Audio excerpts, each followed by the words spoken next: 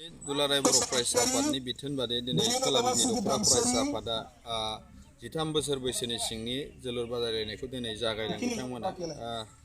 दिनै आं बेखौनो बुंगोन, दिनै जिल्लानि सासे बिबानगिरि हिसाबै आंखौ बेहाय दिनैनि जि जोलुर बादायलायनायखौ बेखेवनो थाखाय आंखौ लेंहरनाय जादों। दा बेहाय मोनसे बाथ्राया जों रोखा जानांगोन, दुलाराय बर' फरायसा आफादा जेब्लायबो बर' जाथिनि थाखाय खामानि मावबोयो। दा बे खामानि मावबोनाया बर' जाथिखौ माब्लाबाबो जोङो हाखराव खोलैनो बा बर'फोरनि माबा मोनसे खैफोदाव लाबोनो थाखाय नङा। बर' जाथिया बुहुमाव गेरेमसा माहारि दानांगौ।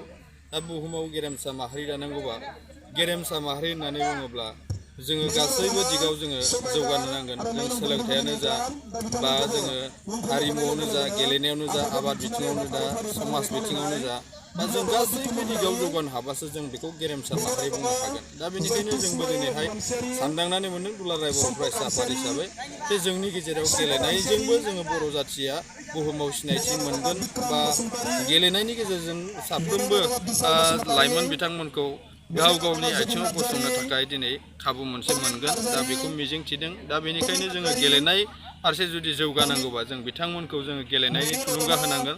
दा बे थुलुंगा होनो थाखायनो जोङो दुलाराय बर' फरायसा आफाद हिसाबै दिनै 3थि बोसोराव आगान होबाय, बोसोरथाम जाबाय।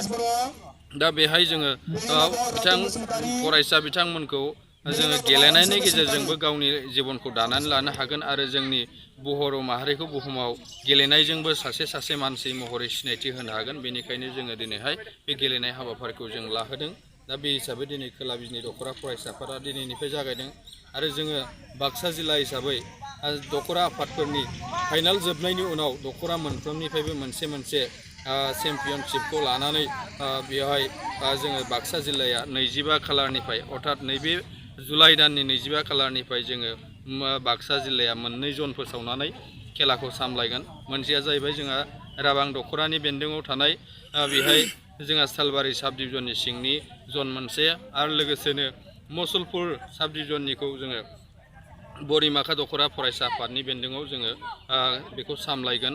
आरो बियो जोबखांनायनि उनाव जोंहा जिल्लाया मोनसे चेम्पियन टिम दिहुनगोन, आरो बे चेम्पियन टिमखौ बेखौ मिरुनि जि बादायलायनाय बेयाव जोङो लांगोन। आरो मिरुनि बादायलायनायाव जोङो आसा खालामगोन जोंनि बाक्सा जिल्लानिफ्रायनो जों देरहासारनायखौ जों लुबैगोन।